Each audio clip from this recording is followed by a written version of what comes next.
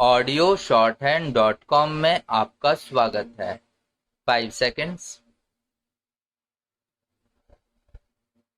Start. There is no doubt whatever that in the interests of human civilization, these weapons should not only be banned but destroyed.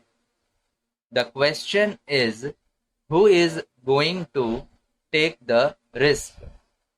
There have been appeals that as the USA was the first nation to manufacture these dangerous weapons and use them, therefore they should set an example by destroying the bombs in their possession. Stockpiling of atomic weapons would lead to a dangerous situation, and somebody therefore ought to make a start in the matter of the destruction of these weapons. If moral standards are to be the guiding factor, it will be a great help to humanity. If this step can be taken, if only there is courage to do so, the USSR will have to follow suit, but unfortunately, there is the fear complex. Most nations want to protect themselves and want to guard themselves against any surprise attacks by the other side. So the armaments race goes on. They forget that this mentality will eventually lead to war. They think that negotiations can take place only when one can speak from strength, but they forget that two can play at this game. So long as this view is held, the armament race will go on and tension must certainly increase. The conference, which meets in London in a few days' time on disarmament, I hope will find a solution.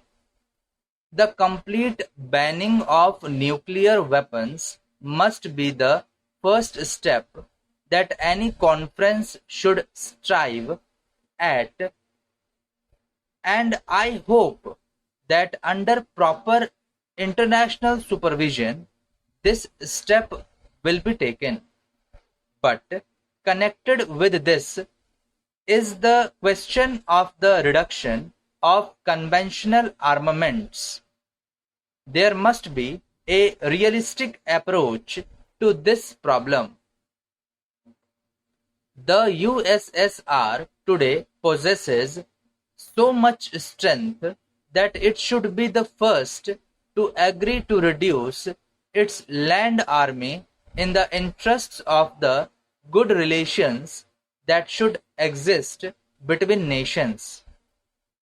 One hopes that it will understand this position and take steps to get this done. I am glad that the Atomic Energy Commission of the United Nations has recognized that India has a part to play in this field and has asked our leading nuclear scientist, Dr. Bhabha, to preside over the conference proposed to be held at Geneva.